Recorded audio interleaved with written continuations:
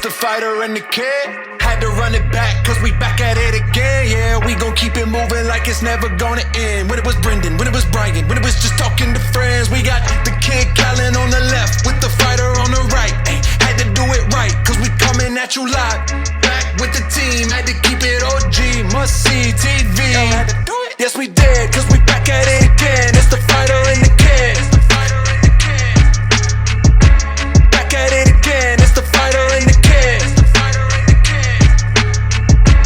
Back at it again. It's the fighter and the kid. It's the fighter and the kid. This is really the fighter and the kid. Come on, baby.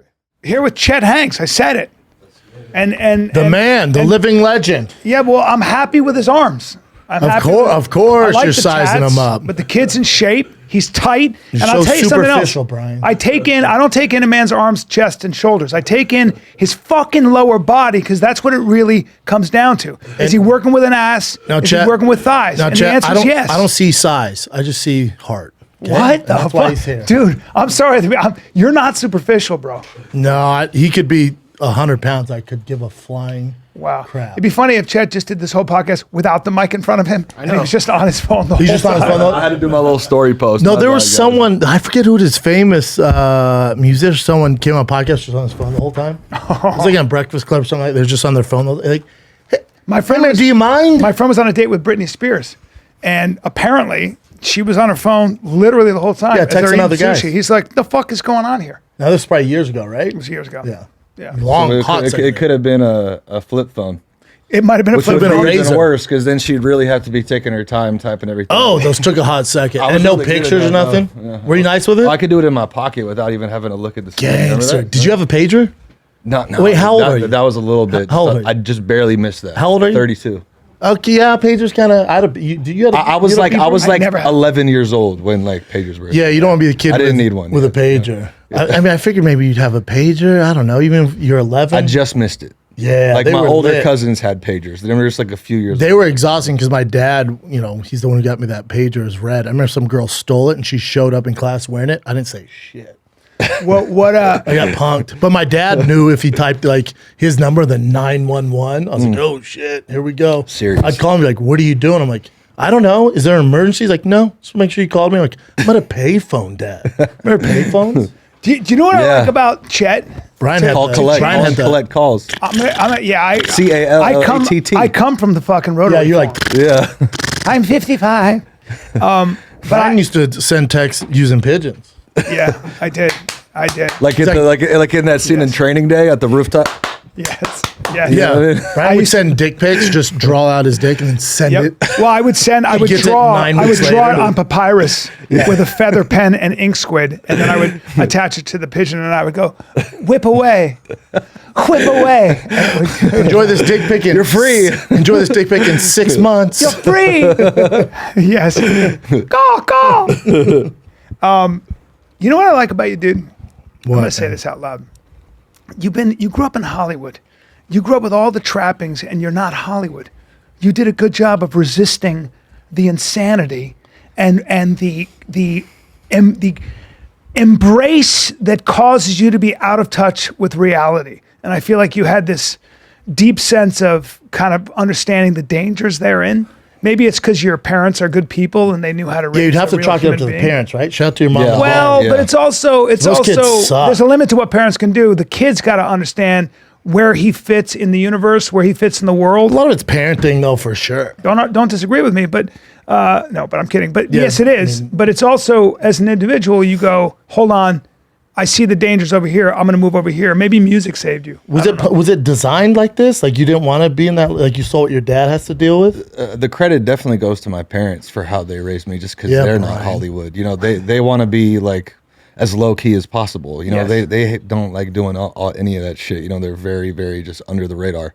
But also, like there were kids that I knew growing up that would, like, the type of kids that would be like, do you know who I am? And that shit to me was just, I never related But to it's that. not about that. I was never that type of dude But ever. that's to be not what I'm like, talking you know about. who Relied my on the dad is? fame of your dad. And Yeah, stuff like that. even at a young age, I thought that was just fucking pathetic, you know? But I know a lot of kids I'm not like talking about I'm not talking about that. I'm talking about something different. I'm talking about like a lot of kids. It's not that they're saying, you know who I am. They just can't help but get. It has a subtle corruption to it. Self-sabotage? No, it's like a self-importance thing, thinking the whole world is this, when there's an entire world out there of people that that don't live the way you do at all. And I think you always seem to have kept that in the forefront or the back of your mind. That's me parenting. That's Yeah. parents, That's right? Your parenting. parents Yeah. gave you perspective. Definitely. And also I was aware, like, growing up that I was, like, kind of being raised in a bubble. And I really wanted to go out of my way to experience, you know, real life. Because you were You know. born raised in Malibu, is that right? Pacific Palisades. Yeah. So what did you Palisades. do to do that? Well, I mean, that was kind of like a double-edged sword too, because, you know, I kind of like, you know, made a lot of mistakes, obviously, but that's really kind of like subconsciously, I was just kind of seeking to break through my bubble and experience real shit, because it did, as I started to get older, you know, like into my teenage years, I realized that I kind of like was developing a insecurity, which is that I knew that I grew up sheltered and that I grew up in this bubble, and that made me feel unprepared to deal with, you know, the real world, because even at a young age, like I had a cousin, right, who was younger than me. You know, when you're growing up, you know, when you're, you know, 13, 14, a year is like a big deal. Big time, yeah. So my cousin was like a year younger than me, but he was like way more worldly and experienced and had been exposed to things that I hadn't been exposed to, because I was going to private school and he was going to, you know, Venice High. You know what I'm saying? wow. So Yeah. like that, like I didn't like that. I didn't like feeling that I was like this like sheltered, you know, like person. So I really, as I got older, it kind of like it flipped a switch to where I wanted to like go out of my way to experience as much as possible. And you know, it kind of like led me down the wrong path, but at the same time, like I got the experience that I was looking for. Yeah. You're almost like, when it comes to your family, you're almost like the dark horse. Like you're going to go your own route. You know what I'm saying? Yeah. Like you're a bit of an outlaw in that sense. Because it'd be easy to go the other route that most of us think you'd go down. You know? Yeah, that's a cool way to put it. Yeah, when it comes to Hank's family, you're the outlaw. You know? Yeah, I mean, Your that's- dad's like, yeah. I just, yeah, man. You know, It's not I a just- bad thing. Nah, I was just, you know, I'm just being myself at the end of the day, you know. But at a certain point when I was younger, it's like I really wasn't being true to myself, because it's almost like because like I said, I was operating from insecurity, so I was really like overcompensating to like do bad shit. Yeah. You know what I'm saying? Just so I could feel like I could catch up, because I felt behind in just my level of experience. That's And what it- a man. That's like that.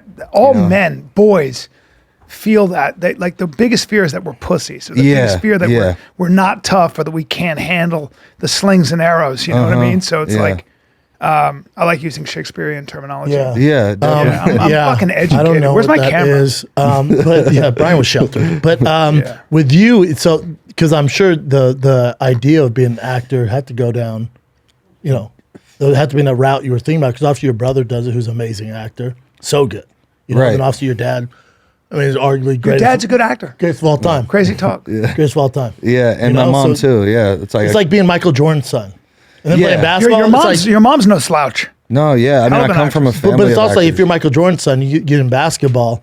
Hey, dude, heavy lies the crown. Like, there's some expectation. Yeah. So for you, and for your brother too, shout out to him. Like, there's expectations. He's a damn good actor. Like, maybe your dad opened doors for him, but that dude has all the talent. Right. So for you, if you're gonna go down that road, you better be pretty damn good. Yeah, You're you Tom got to Hanks' pay son, your for God's dues. sakes. You got to pay your dues. Yeah. because it's like you still have to walk through the door. And did you go down that route at all? Yeah, I mean, like, I always grew up just kind of looking at acting as that it's the family business. Yep. You know what I'm saying? So I always felt that I would go into it.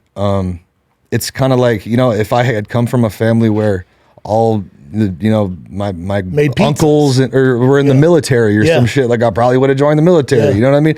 If my whole family was fucking lawyers or something, I might have been a lawyer. I don't know. You know what I mean? But I always kind of looked at it as like, you know, it's the family business. So it's already kind of like in my blood. And obviously it'd be a pretty cool thing to be successful at. So I might as well give it a fucking try, you know? And I did, you know, I mean, I still act. I've been in a lot of like notable series and films and shit, but, you know, kind of like, I'm also involved in other stuff because that's just kind of like how life went. You know, it's kind of, I realize that there's other things that I'm interested in too, that I'm passionate about. And, you know, for a while I was trying to like pick one thing and like just focus on it because, you know, there's kind of like different schools of thought. You know, there's the school of thought that like, you know, it takes long enough to master one thing, so you should just pick one thing and have tunnel vision. But I also kind of adhere to the school of thought of like, you could just fucking do it all. You know, it's 2022. Why not do it all? If I want to do acting, music, and, you know, be an entrepreneur and run a business, why not? Why can't I just do it all and do a podcast? Yeah. It's like, fuck it. You're about to do a podcast. It's 2022. Yeah, we're about to release a podcast. What are you gonna call it? My co-host right here, Josh Stroh. We're going to call it Outlaws. Gonna call it Muscular. Yeah. Outlaws. I think it's just going to be called White the Chet Guys. Hanx Show. White It's guys. going to be called Two Whites in Hats. This Thursday. Two jacked Coming to whites. Fox. Called it Jacked and White. Just what America can't get enough of. Two whites in hats. These guys We're talking real issues. These guys are straight, white, and jacked. Root for them. Root for them. Just have my face introduce it. These guys are straight, white, and jacked. They like to work out. Yeah. You think they're just bros. That's just the tip of the iceberg. That's right. This Sunday on Fox. Watch these guys After curl. The Simpsons, it's Chet Hanx. Chet Hanx. Watch these guys curl in slow motion and bonus footage when they spot each other. Oh, did we mention they have 8-inch cocks? Oh, hey, whoa. Wait, that's BT late night. Today's leg day, these guys go ass to grass. Yeah. You're talking about flexible fucking These hips. guys ride a motorcycle nuts to butts. And they go fast. Tune in. What's his last name? Stroh. Ah, Hanks and Stroh. What's your first name again? Fucking Stroh. Chet and Josh. You guys make up your mind. This Thursday, they're strolling it up. Fuck, the testosterone meter hits red hot with Chet and Josh. Next Tuesday, they're going to work out without their shirt. Ass to nuts. These guys don't play around. Get low. Let me spot your hips. It's funny because that's not too far off from like what it is. Thank you. That's what I figured. We're spitballing ideas. We're in the lab. We're in the lab. You pretty much nailed it. We're in the studio right now. Your dad might be the first guest. Yeah. I'm watching. Maybe. Your dad doesn't do a lot of interviews. I want to know what's going on. I didn't recognize the guy for That's the first what I mean. They're 30 minutes super of low Elvis. key, under the radar. Well, you know. I didn't recognize him for the first 30 minutes. I swear to God. Retarded, right? No, Oh, he come was on, wearing a dude. fat No, suit. you're too. retarded. He was wearing a fat suit, but that was very good. Your dad could be an avatar, and I would know it's fucking Tom Hanks. That'd be some shit. When I look at Woody on Toy Story, I'm like, that's Tom Hanks. He puts on a fat suit. Brian's like, I'm trying to figure out, is that Tyrese? Is that Morgan Freeman? I thought it was Megan these. Hey, B, let's take a little break from chatting with our boy Chet I like Hanx. sports, but I like money too. Oh my God, it's that time of the year, Brian. If you like sports and money and NBA basketball, you're going to love my friends at DraftKings Sportsbook, an official sports betting partner of the NBA. New customers can bet just $5 on pregame moneyline on any NBA team to win their game and get $150 in free bets if they do. Plus, everyone can combine multiple bets for a bigger payout with DraftKings same-game parlays. You can bet on my Nugs. Jokic is going off right now. Bet on the Lakers. You never know. You also got freaking Memphis doing the dang thing. And guess what? Maryland sports fans, perk on up. DraftKings Sportsbook is now live in your state, so Maryland, you can bet. Enjoy. Download the app right now, Maryland, and everybody out there to get in on the holiday hoops action. Sign up with the code FIGHTER. Place a $5 pregame moneyline bet on any NBA team to win and get $150 in free bets if they do. Only at DraftKings Sportsbook with the code FIGHTER. Minimum age and eligibility restrictions apply. See show notes for details. DraftKings. Look, I got about one. nootropics? I'm talking about Onnit. I'm Alpha talking Brain? about Alpha Brain. I'm talking about the best supplements on planet Earth. I'm talking about the literally the kind of testing they do for quality. Yeah, but B, if I is want like off the kettlebells charts. and good protein and warrior You want bars, battle ropes, kettlebells? do they have all that? You got everything you want. But let's say I don't love Alpha Brain. I'm like, it's not for me. Okay. Is I don't know why you would say that. Can I get but a okay. refund? If you don't like Alpha return Brain, necessary? if you don't like Alpha Brain, you'll get a full refund. How's that sound? Oh, you could even go pick No it up at questions Walmart, asked. but help us out here on the show. If you go to onnit.com/FATK, you save 10% off the entire site. We're talking about FATK. kettlebells, Steel Club maces, streaming fitness. If you listen to Chet Hanx and you want to run through a brick wall, let Onnit help you out. You They get got some half-hour true tech. workouts online that are the best workouts I've ever had. Half-hour. Don't wait workouts. till January 1st to get your thick ass in shape. Let my friends at Onnit help you out. Onnit.com/FATK. You save 10% off the entire site. Yeah, with acting too, it's like, obviously you've done a million things, right? You've been on some big shows, stuff like that, movies. But when your dad's Tom Hanks and anybody else, that's a successful career. Like acting's as tough as it gets. To make any of those sets is a beast. Like the level of entry is a nightmare. Yeah. So by all, it's so political. Yeah, it's so political. But by all regards, you've had a successful acting career. But when your dad's Tom Hanks, it's like Michael Jordan's son. I think he played one AA basketball. That ain't gonna cut it. When your dad, that people are like, oh, he's a failure. It's like He was only damn, 6'2", right? Or Doesn't matter. 6'1", But it's like your dad. Who cares about his size? But your dad's, Michael Jordan. So people are expecting you to. NBA's the least you can do. If you're not in 7 All-Star games, it was a failure. But that's why So you for don't you, go you're in, kind right? of set up. There's expectations, man. Like your brother's career is popping. He's in everything. King Kong, massive movie with Jack Black. He's great on there. He's in Dexter, one of my favorite seasons. But then, he's not Tom Hanks. Yeah, it's like a tough fucking thing to carry, man. It's a double-edged sword.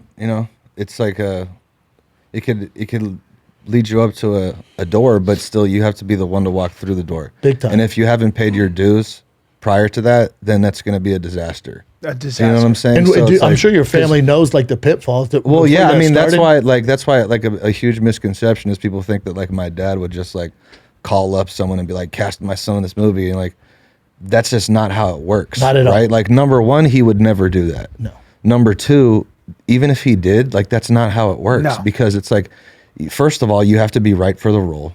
Correct. You have to go through the regular process of auditioning and then calling back and getting called back. So any role that you book, it's you have to fucking earn that shit. Plus, think about the amount of People money. don't realize this. Think about the amount of money, for the movie that goes into making a movie, the directors, all the props, Your the actors sets. that you choose They're not have gonna be to like, be- oh, Tom Hanks called. No.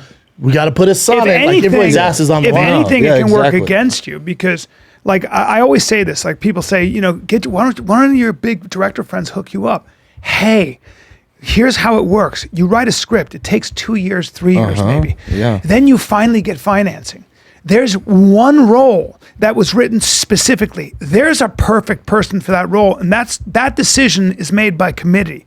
You walk in that room, you've got to win that group over. Yeah. And yeah. so I don't give a fuck who you are. You're competing with everybody in the world, everybody in Best of the Ireland, best. the best of the best. That's the best. So you go in there, they have an idea. The writer, the director, the producers all have an idea. It might be a different idea, but it's the person that walks in the room and is undeniable, where they all go, fuck, he changed my mind. I thought the role was this, but it was it. Yeah. That's the person that gets the There's role. so many moving pieces. Yeah, but I remember even when Batman was coming out, my mom called me. She didn't know Hollywood. She's like, I just don't understand why you're not the next Batman. I was like, click. Yeah, Dumbass click. It's a lot, and what's crazy is that sometimes even if you are undeniable in your performance, that's not enough because if you might play for example, with Your Honor, right? I had a recurring role in Your Honor with Bryan Cranston on Showtime, and the role I auditioned for was the role of the mob boss's son who just gets out of prison. He's kind of like the villain. The outlaw. That's the role I auditioned for, and I fucking crushed it. And they were half of the people wanted me to play that role, but at the end of the day, I didn't get it because I just don't look like the actor who plays the father, Michael Stuhlbarg. Yeah, I just you don't look like I his could be son. related to is he him. Right. black? No, he just has dark hair. He's got brown eyes. You know what I'm saying? I'm like blue-eyed blonde hair. So at the end of the day, they gave it to someone else just because he looked physically like he could be more of that character's son. But That was you- it was that cool was you, because I though, still got right? another role. Wasn't that You you? got another role, because they Yeah. saw your chops, Yeah. your talent. Like, all right, we'll find something. Yeah, but it was between me and him, and half the producers and the directors wanted to cast me, but at the end of the day, they ended up giving it to other guys because and that can happen for any. I mean, I got lucky because they still offered me a side role, and I was like, fucking awesome. And do you call your Right? pops when you get these roles? Like, hey, down, be on this. Does he give you advice? Or is it Oh yeah, good luck? I asked him for advice all the time. Yeah, you should. all the 'Cause you're time. He's smart. giving me great Constantly- advice. oh. And I'm actually about to release an online course. It's a master class on not just like the fundamentals of acting, but like the politics of like how to actually break into the entertainment industry and actually get your foot in the door. I'm about to release that. It's an online course, and I'm going to include basically everything that my dad has taught me in it. Do you have a promo code for my friend Brian? Or? Yeah. What's it called? Yeah, I need some help. Well, my daughter. It's called the Actor's Advantage. So my daughter. Just put in a good word for your dad. Yeah, for the next toys. My daughter's 14. He's dying to do Buzz Lightyear. My daughter's into theater. She's going to. I pay for theater camp in New York, and she'll have an audition or for the school play or whatever. And I'm like, I've done this for a little while. I might be able to offer some advice. She's not having it, right? Not having it. Well, even Tony Hawk said, he was like, his son does skateboarding. He said he walked in, all his friends who are like sponsoring their skateboarders. They're watching this, and he walks in the kitchen. And he's like, they don't even pay attention to me. He goes, I walk in the kitchen, they're watching this video, this kid doing like a 360 and something else. And they're all, this is insane. And his dad's Tony Hawk. And he goes, what are you guys watching? He goes, oh, I actually created that movie. Like, Dad, get out of here. He's like, okay. He's like, the kid doesn't want any advice. No, that's kids. No, yeah, you definitely. I utilize that. I utilize all my dad's knowledge, and I've asked him. I've been on set, like in my trailer, like right then and there, like asking him questions, and he's always been there to give me some signal. Because he always really helps me align my perceptions. Because sometimes the advice that he gives is just really fucking simple. Like honestly, one of the best pieces of advice he's ever given me is like, really the best thing you could do to prepare for any role is just fucking show up on time, know your lines, and treat everyone with respect. Wow. That'll get you a long way. And it's really just that simple, because we overcomplicate things and we get so stressed out in our heads about trying to be perfect. But at the end of the day, it's just like show up on time, fucking know your lines like the back of your hand, and fucking just be polite to everyone. If Tom Hanks does anything, by the way, that's exactly right, because it's such a collaborative process, and you want to work with people that you like. That's right. Mm-hmm. You want to work with people, even like special forces teams, like whether it's Delta or SEAL Team 6. You're like, what's the criteria? You have to be these big natural athletes and stuff. When you actually talk to the dudes that have been there, do you know what they say a lot of times? Yeah. They'll be like, well, no, there are a lot of guys that are really, they're badasses, they're specialists, but you want the dude you like, that you can trust, that's a great teammate. Yeah. He may not be as strong, he may not be as great a shot and all that, but that's the dude you want on mission with you. Yeah. But that's anything, special forces, but whether you're acting, it's a team to get a project done, even businesses. Yeah. Apple with, Steve Jobs, when they started in that garage of theirs, it was like a team. Mm-hmm. Like it was just a team, you know what I'm saying? And reputation. If you're an asshole, then it catches up with you. Yeah. I mean, if you're doing big movies and people are buying tickets, they're gonna put up with that pre-Madonna shit for a little bit. Until your movie doesn't do well. As soon as that movie eats shit, you're the first one out. You're done. Yeah, but if you're a pleasure to work around, then the opposite works. You could have a bad movie and people are still gonna want to fuck with you. But I found that the highest level people are always just out of people that I've met in any field, acting or whatever, just. The most A-list people that I've ever met are always the fucking coolest. The most humble, the most down to earth. They don't have any superiority complex. Intelligent. They'll talk to anybody just like with the same amount of respect. That's what I've always noticed. It's always like the B and C level people that have the fucking massive egos. Yep. And so with the acting stuff, obviously your dad's helped me there. When he saw you do like White Boy Summer, which I love. Have you ever seen his music video, White Boy Summer? Oh yeah, I said we played it. I love it. It's great. And it is a white boy's Christmas. It's a white Christmas, not white boy Christmas. And you don't usually draw out love. Oh, I love that video, dude. I loved it. I've had some long nights to that video. Anyways, but when your dad got some tits on him. This was in Venice too. Look at those ladies. Yep. It's just it's a white boy with a bunch of chocolate. Is that an AK-47 on your side? God damn. Or is that a bazooka? That's a bazooka, bro. Oh no, that's in your shorts. But are you? That's a bazooka. That's a bazooka. But when your dad sees this, does he understand it? Is he cool with it, or is he like White Boy Summer? No, they were cool with it. They're supportive, man. They were like, let's stop talking about they're so detached from like that kind of those kind of current events that it's like they're not really aware of what's popular or what's not. So they're just like, if they see that, like they were like, oh, that's just like anything that Cardi B does. Okay, cool. Yeah, you know what I mean? Like good shit. My dad still doesn't understand what I do. He told somebody, my brother's with him at lunch the other day, and he someone was like, "Hey, son moved to Hollywood, right? I heard it's going well for him." He's like, "Yeah." He goes, "What's he doing?" I goes, "I think he's like an Instagram influencer." My brother's like, "Jesus Christ!" When I shot my first special for Showtime, big deal. My dad didn't come. 2 days later, he flies out here. We're walking with my grandkids, with his grandkids, and we're walking down the mall. And he goes, "I forgot to ask, how'd your speech go the other night, Mom?" How did your speech go? Hey, Yeah, Dad, see, exactly. get it fucking right. It's like my mother would always say that. How's your play going? The TV show I'm doing? Like, what are you talking about? My dad. Those old heads, unless it's on like HBO or Comedy Central, they don't. Dateline NBC. Yeah, he's like, "How'd your speech go?" 60 You're like, minutes. Hey, Dude, I didn't do a TED Talk. Stone Phillips. My dad's 82 years old. Dan today. Rathers wasn't on my special. My father's 82 years old and every bit of 250 pounds, 6'4", and he's walking down the steps today. I'm on the phone and I just hear, "Go, go, go, go, go, go, go, go." Big ass fell down the stairs. Motherfucker fell down the stairs into a plant, into a table, broke the table, No fucks given. glass everywhere, and he's lying on the. I thought he was fucking dead. He's lying against the fucking wall like that, right? And I go, and I'm like, I literally go, "I gotta call you back." I run. "You okay? You okay?" Like that. I reach at him and he goes like this. He's down like this. He goes, "Yeah." Just like that. I swear to God, he just goes, "Yeah." He was so mad. He goes, but he like, I was all panicked. He goes, "Yeah." I'm all right. And That's like, don't be a. I tried to help Mom, and he goes, "Oh, Hey, get out of here. and then my mother Broke goes, his back. My mother goes, "We should go to the hospital." My dad goes, That's your mom. "I'm not going to the hospital." No, that's He your fucking mom. walks back Yeah. upstairs. I fell because you said something and I turned around. You know, How old is he? 82. Wow. He 80 took that fall like a fucking two. champ. Not huh? a small guy. Fell like Wow. a gem, and I check it with him. He's watching his Are they computer. staying with you right now or what? Yeah, I go, "You all right?" And he goes, "That's all he did." Hey, wasn't I at your house and your dad ate a banana with the peel too? Well, His dad ate basically, it like just fucking savage, just banana. basically, yeah. I was like, Like the "Good to see you, motherfucker. Mr. Callan." Well, he won't. Just- He doesn't notice because he's I watching the don't know game. if he's the coolest thing in the world or the dumbest. Yeah, he's just- I was like, "You eating a fucking banana with Well, the he didn't notice.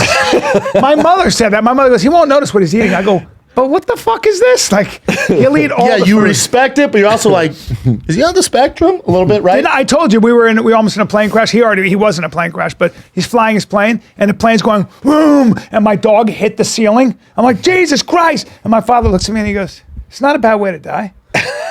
Dead serious. I'm like, "Ah!" His dad's a Fucking savage. nut. He's a nut. Savage. Savage. Eats bananas with peels. on Yeah, them. yeah. Still give fucking. a I fuck. told It you. was with the peel? Oh, didn't Well, get he was fuck was outta watching here. the game and didn't notice. Holy shit. I was And like, I go, my mother goes, "You're eating with the peel." He goes, "What?" I'm like, "How the fuck do you miss that?" I don't know to respect it, or if is that peanut butter falcon? crazy. I do this joke in my stand-up, but it's a true story. We're in a fucking car. We're in my car, and there's a hornet. It's not a yellow jacket.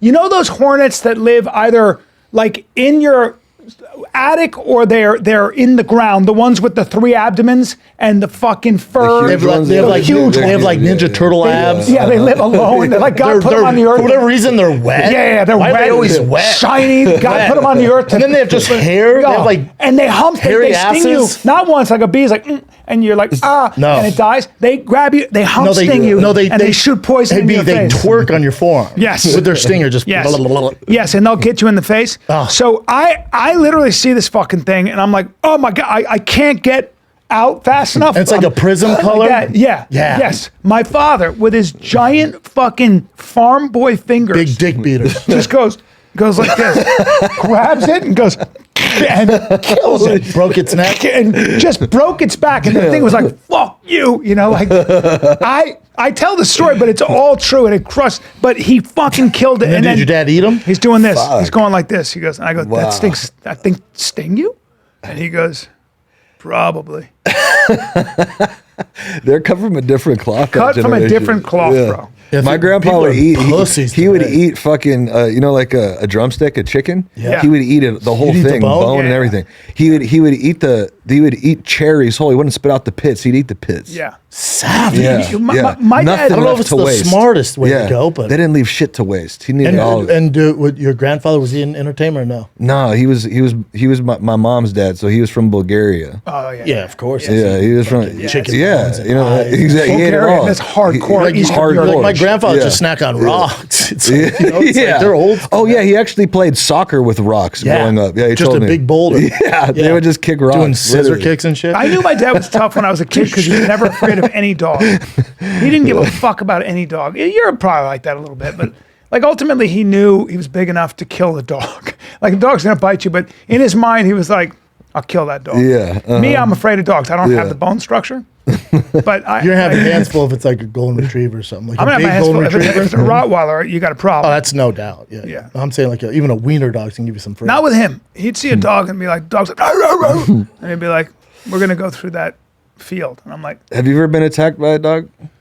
I've been bit by a dog You ever when been I attacked wore by a a dog? sleeve. I was in Afghanistan. Have you and ever had to actually fight a dog? Off No. Oh, Have yeah. you? You? Yeah. Yeah. Have you? I have before. Not your have? bullshit Hold on. bite have. testing. I'm talking. Well, I've was been in a- bit by a real dog. I was I in had a to bite defend suit. myself against a dog. Yeah, me Really? too. Yeah. What's yours? Okay, so How old are you, first of all? 32. Okay. No, Oh no, how old was I? Yeah. Yeah. Oh, I was 17. Okay. That's all. Yeah. It's like, yeah. So, okay. Like kind of what I was saying earlier, eventually I got in trouble. I got sent to this wilderness program. I went to Utah for a year.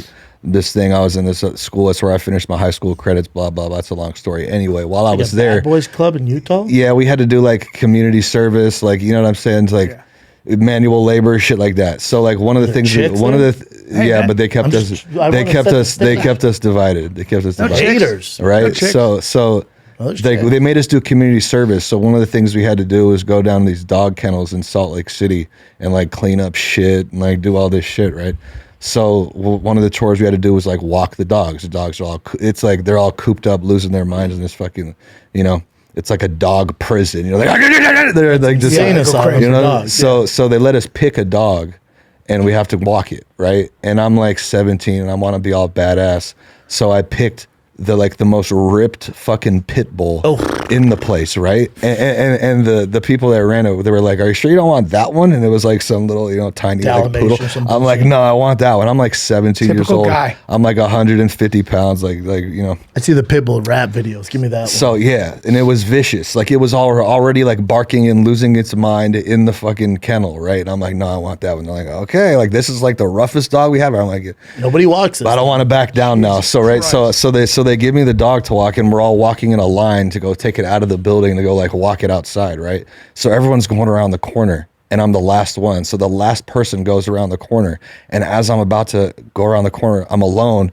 The dog fucking turns on me and starts attacking me, right? It starts lunging for me, like literally trying to fucking kill me. So I got it on the leash, right? So all I can do is I'm swinging the leash because it's lunging for me. It's like full on jumping through the air, lunging for me. So I'm swinging, I'm yanking the leash midair. So the dog's like, Kind of- so, Yeah, that's so, terrible. so but what it starts doing is it figures it out. So it starts biting the leash. Hell yeah. Little Stay on bit by track. bit, so the slack is getting shorter and shorter. So I'm yanking the leash, but it's biting a little up and up on the leash, right? Smart dog. Until it gets right up on my fucking hand, right? Hell yeah. Until the dog is hanging on right up against my fist, and it's about to lunge one more time, but this time there's no more room. It's gonna fucking like bite my fucking hand off. So I just full on just punched this fucking dog in the face as hard as I could. Right in the snap. Bah! I just punched the fucking dog as hard as I could in the face, and then it froze up.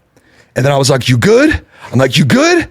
Chill the fuck out." Like it just kind of backed off a little bit. I'm like, "All right, let's go." But I really like I really That is wanted to call respect. for help. No, like because Yeah, everyone yeah. was gone the whole time. I wanted to be like, "Help the dog," but I couldn't. I didn't say anything because You're I didn't want to be scared. embarrassed. Yeah, of Because the course. dude literally pressed me. He was like, "Are you sure you want this?" I was like, "Yeah, I got it." So, but I shit you not. From that, by the end of the walk, that dog respected me. Your best friends. It loved me. I literally could put my face up to it and pet it, and it was completely fine. That's Yeah, how you that's bond like- with a dog. yeah. It's like Avatar, riding those dragons. You got to connect with it. Well, you they're like- got to I- break them in. I knew I'm gonna it- catch so much heat from the animal cruelty. No, no, you're you're not. not. If it's a pit bull, you got to. I know a guy who you got to used show him what's up. I know a guy who dealt with problem dogs like that. The first thing you do is put them on their back and get on top of them and hold them there until they calm You got down. to show him who's boss. Yeah. Yeah. that's what he was My, doing. my story nowhere near as cool, and I wish I went first, but I'll follow that. I was like 10, and this kid in his backyard. These kids were mean to me. They bullied me, but they invited me. I'm like, hell yeah, I'll go with you guys to your house and play. And his house got tree in the backyard got struck by lightning. And he's like, go check out the tree. It's sick, man. It got struck by lightning. I'm like, hell yeah. And they're like, you go first. I'm like, okay. So I'm walking, and then I get to his backyard, and they shut the gate. I'm like, what the hell's going on here? And I see this big dog come around the corner. I'm like, oh, no. If you think about it, now it's like, hey, that dog could have killed me, you moron. What kind of dog? I forget. It was like this Rottweiler lab. It was a big fucking dog. And I'm like 10. Yeah. So I just see him just bark at him. I'm like, oh shit. And I didn't want him to steal the moneymaker, the big wang. So he was right there. So I turned last second.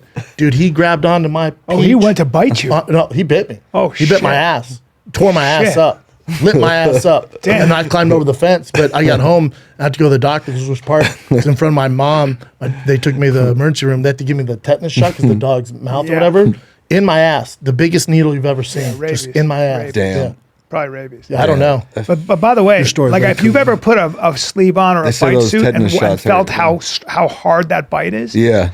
That's pussy I'm though, right? now Hey, afraid we're talking of about dogs. real shit here. No, a We're talking about 67 real pound shit. dog, 6-7 pound dog, and the dog came and I was like, No, I've seen the video. We watched the video one time. It's so gonna lie. anticlimactic. The dog's like, and it's like, oh my God, this thing's crazy. Everyone's all, I stuck my thing in the car. It goes like door and this. it went, But I've never had Brad's a like dog. this. Oh! I never had a dog hate me like that. It was pulling and trying to shake, and I was like, okay. I get your it. dad would watch that and go, bad acting. No, I'm a good actor. This dog's attacking me. Well, in fucking Dove Davidoff, when we were in Afghanistan doing stand-up, he goes, we're gonna go get bit by dogs. I go, what? He goes, we're gonna get bit by dogs. So they put us in a bite suit, but no helmet. And the guy goes, just go run. And I go, what do you mean? Because the dogs, these are giant Yeah, if I fall down, Dutch Shepherd. I need a, he goes, nah. They won't bite you in the head. They don't like heads. I'm like, but this area is not protected, sir. He's like, just run, man. Because now I'm with soldiers. I don't want to be a bitch. I'm running. And they're like, stop. They play acting. And then, fucking let that thing go, man. Bit me right here, decided to bite me right there. And I'm like, and he knocks me down. And then I do this and it grabs me here. Dove freaked out, bit him on the hand, but he had a glove on. Wasn't enough. Get this fucking wolf off. No, dogs bite. Did it hurt through the suit? Did it hurt. Still hurt? I'm telling you, dude, when you feel the pressure, you go, oh, that's why when it bites you, you shut down because all the nerves shut down. They will break your bones. They'll bite right through you. That's a Malinois. I don't know what the fuck a pit bull would do. It's a whole different story. They're just different animals. They're so strong. Yeah, what's up with them? They're just all jacked. Well, that's why. How do you get that jacked without working out? They just exist that way. Look, that's why when That's crazy. You know the most jacked vegan in the world is a gorilla. You look at a gorilla, you're like, how in the fuck? Yeah. Like 3% body fat, just eats fucking leaves. They don't, it's like they don't even have to build the muscle. It's already there. It's just jacked. there. Yeah. You know what the strongest bite is? Huh. Oh, hippo, right? Nile crocodiles. Oh, yeah. And these guys are in Australia, and also the saltwater crocodile. The guys in Australia, 3 guys. But mammals, isn't it a jaguar or a hyena? not compared to a. No, but I'm saying that's mammals amphibious. maybe, but I'm saying mammal is a jaguar. I think it's or a gorilla. hyena. I think it's a gorilla. I don't think so. I think it's a silverback. But the saltwater crocodile, this fucking 10 thing, strongest animal bite force in the world, too. Let's see it. These guys are fucking. These guys are swimming, and their friend just disappeared. They didn't hear anything. He just went like, you know how he got taken that quickly. Shit, Chet was right. Hippopotamus number 1 in the mammals. They're the most Jaguar lethal, number 2. yeah. Gorilla number 3. Stupid hyenas dead second to last. Grizzly bear pussy dead last. Great white number 1. Yeah. Great white number 1. Old gray, we call him. The old whites. Yeah. Old gray. I mean, great whites. Hippos are the most lethal animal in Africa. Yeah. More people die from hippos than Correct. anything. Mosquitoes number 1, but I feel you. Oh, yeah. Ooh, coming in I with hate some that. fucking I'm just trying to drop some subtle knowledge here. facts. Mosquitoes. Yeah, man, we're talking animal. What do you do for a workout? Let's get down to what really matters. This has all been bullshit talk. Let's get down to how you Yeah, because I'd love to hear your workout routine. I want to hear what you're doing. Hey, man. All listeners. It's just regular Is basic it CrossFit shit? What are you doing? No, it's the standard. You do any sports? Jiu-jitsu, any of that shit? No, I'll like box. I'm trying to get my boxing skills back up a little bit. It's a good workout. Yeah, it is. It is. Now you just got a new whip. Steering the conversation over here. You just got a new whip. Yeah. Good for you, man. Yeah. Is that Ferrari? When you, or something? No. No, that's mine, right? I've driven. Yeah. that for What years. happened? I I saw thought another Ferrari. There's I not- thought yours the was black green. one? I have a green one. No, there's a black one. Sheesh. The black one, like the gold rims. Yeah, It's, that but one's it's sick. a you can see the engine. Yeah, that's mine. That's the 430. I've had it for a year now. I don't think it's very pretty. We don't know cars. You drive a Tesla. No, I don't think it's pretty. You drive Tesla. No, but that's not a pretty car. F430. Oh, Baba, you're so sweet. But You're so what is sweet. he? What do you drive? He has a Urus. I got the Lambo truck. And when you post that, it's always when you post that stuff, you're doing for inspiration because I'm sure people are like, oh, show off or whatever. How do you feel about that? Yeah, I mean, it is for inspiration. I mean, you know, It's the best SUV on the market. I've had them all. I have one love of it. those. Favorite SUV I've ever I driven. love it. Yeah. Really? I love By it. far. ¿Por qué? Destroys ¿Por everything. qué? Not for you, right? ¿Por qué? Hey, I can be into cars if the guys are into cars. Why can't I be cool? Hey guys, what do you got under that hood? I don't know how to talk. So you posted like motivation. Well, it's like this, you know, like I started my the self mastery program a year ago. It was on January 1st, right? So what that is, it's online fitness, nutrition, and mindset coaching. I remember you came on King and Sting. Yeah, right we when you talked about launched it that. there. We Yeah. talked about it then. Yeah, Right when you launched it. So I assign people their ideal training plan, custom to their body, their nutrition plan, custom to their body, and I hold Zoom calls once a week where we can speak directly one-on-one or in a group, right? So there's different packages, but that's where we get into the deeper stuff, the mindset stuff, the motivational stuff. I started this a year ago. You know, if you follow me or, you know, watch my story, every single day I'm up at 4:45 in the morning. I do 100 burpees while it's still before the sun's coming up. I go through my morning process, my morning routine. I'm in the gym usually about 7 a.m. Tailpiece. with Josh right here. Yep. I'm lifting weights. Little apple bottom. And then for the rest of the time, Just saying, the elephant in the room is you got an ass on you. Just saying. so I this is every single day, you know, push. every single day. Like I if you follow me, then you see, right? So it's like when I started this program, I was just, you know, I had been basically a couple months out of rehab, right? Because I had been sober for 5 years. Then during the whole white boy summer shit, I was not sober. How could you be? You know, How could it What was was your During drug a of white boy choice? summer, you can't be. No. You can't be. yeah, not it was lit. crazy, man. Don't be It a was pusher, crazy. Brendan. What was your drug of choice, if you don't mind saying? Coke. Really? Oof, that booger sugar. The devil's dandruff. That It's all is bad. Man. It's all But it was a bad. good time though for a little bit. Let's not. You know, Until Hey, it's man. not. Hey, he's Until sober, it's bro. not. Don't start like reminding no, him yeah, of it's the not good a time. good time. Yeah, it's not. a good Until it's not. You know what I'm saying? yeah, So until you do too much. I basically, you know, went crazy. I got to the point where it was just fucking really bad. I was like, okay, I have to change my life. I got clean again.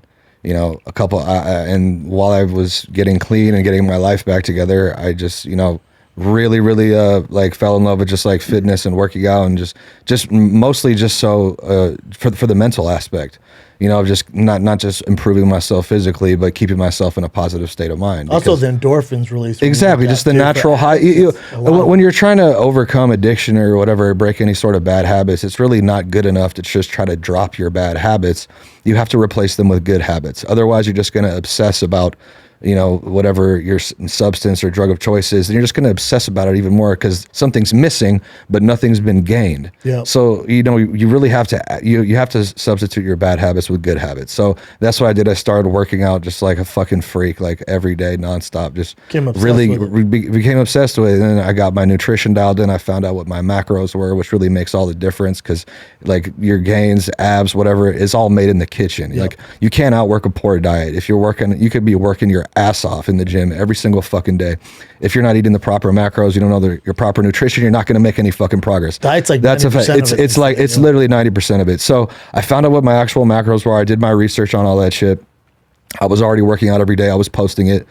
Mostly just, you know, just for accountability because I wanted to show people, you know, like, hey, I'm really doing this every single fucking day. And it was also to hold myself accountable because I didn't want to fall off and skip a day because I was trying to keep myself that consistent, right? So I was putting pressure on myself. Well, while I was doing that, people were hitting me up and asking me like, hey, man, like they noticed that, you know, my body was changing. I was starting to like get in better shape. So people were hitting me up, asking me tips, this and that, what should I do? So I figured, well, if I'm going to be already committed to working out every day, I might as well come up with a way to monetize it. So Entrepreneur. yeah, so I launched my program, and keep in mind, okay, so at that time, I'm out of rehab, I'm building my life back up from the fucking, shambles. So I'm like fucking broke, you know what I'm saying, when I started this thing. But I just started it. Well, fast forward a year later, you know what I'm saying, the business has been going so well, I'm in a fucking Lambo. So I'm posting this shit to show people what can really be achieved when you drop all your fucking bullshit bad habits and just fucking commit to your own self-improvement and your personal growth. turning point? Brian. Uh-huh. Also, I'll tell you right now, before you go on, what was your turning point? I wouldn't invite the three of us to a cocaine party. Looking at these noses. His nose is built for I know. that sharp Snow nose blower. on the table. But he's got it's a good-looking beak. Snow blower. But it's a good-looking beak. It's a good-looking beak. I'm not mad at don't put a mound of cocaine in front of us. That's true. No. The We'll kid's score it from here. But he's 32. He's still got his youthful looks. He's a good-looking. I've never done cocaine ever in my life. Are you serious? Never. No, you're I'm gonna. missing You out, will. right? You will tonight. Respect. But Chet, what? Just cut. You are when you do in Vegas, Cut to me. January 5th through the 7th. Might be a that's little right. cocaine. That's right. No, what do you remember? I'm always fascinated with because so much of this is that feels good. No, it's so a much of this heartfelt moment. By the way, we came out of the closet a couple minutes ago, and Yeah, man. but, I don't do coke, but I do cock. Did you say coke? I thought we were talking about cock. Me Cock. too. I'll 'Cause I was sniff a- your dick from here, bro. I was a cock addict. Listen, I was a cock addict. I went down some dark places. That's right. If you take my program, giving up cocks are us. It's only gay. if You you're too smiling. can quit sucking dick. right. All right, I'm sorry. Sorry. Go ahead. God, he Yeah, opened God. up, and now you bring cock I'm into so it. sorry, dude. But what do you remember? can't help it. Do you remember? Because I always believe, when you actually make that decision, right? That real decision to go sober, there's that. The rock something- bottom? Yeah, something happens where you make that decision. switch in Can your you head. remember what that switch was? What was rock bottom? Yeah, I mean, basically, it was just I had been partying my ass off for all the fucking white boy summers, What, 3 months? Yeah. How long's your summer? How long's a white boy summer? That's what we should clear. It was about 3 months. 3 months. It was That's about 3 standard months. summer. Well, cocaine for Standard 3 months. summer. The good thing about cocaine, see, with alcohol, you can be an alcoholic for 30 years. You wake up with no resume. It's a slower burn. Blow is devastating very quickly. It's like, where'd my house go? So in that sense, you can. It's Especially if it's pure Pablo Escobar shit. Yeah. Am I right? Oh no. hey, you don't talk to us about cocaine. You don't know about that shit. I you nerd. don't, but I would never do it now because the fentanyl laced with it. Yeah. These Yeah, cartels. there are kits on Amazon you can use. Oh, they anyway, are? Chet, terrible. back to you. not But good. what was it? What was it? Was it more inspiration or was it fear that caused the? Well, you didn't want to be a loser. I Well, assume. I mean, basically, I knew that I really had to get my shit together, so I was preparing to fucking, go to rehab and clean myself up again, but without any intention of staying sober, just to get myself back on my feet, right, and take a little break. Well, I had a show out in Vegas. I was supposed to go out for a night. A live show. Yeah, I was supposed a performance. I was supposed to go out for a night and then check myself in a rehab the next day. Well, I went out to that show. I went to the party afterwards. I didn't leave the party for 3 days and 3 nights. I didn't sleep. I didn't eat anything. I was just fucking going. White boy summer. Yeah, for 3 days and 3 nights, literally 72 hours. Yeah, it doesn't sound fun at all. Yeah, by the end of that, I was just full on fucking. I mean, it's not fun. No, it's so it's stupid. not fun. It's so stupid. By the end Chicks, of that, pool, drinks. it's just you just lose your mind. Yeah. You know what I mean? Just off of yourself. not just It's also not productive. yeah. But wait, To say the but least. wait, but wait, Way but too wait, hard. I mean, it but wait, depends on he's what all, you're. But wait, but wait, Depends on keep what going, you're trying to keep going. fucking do, but But keep going. son.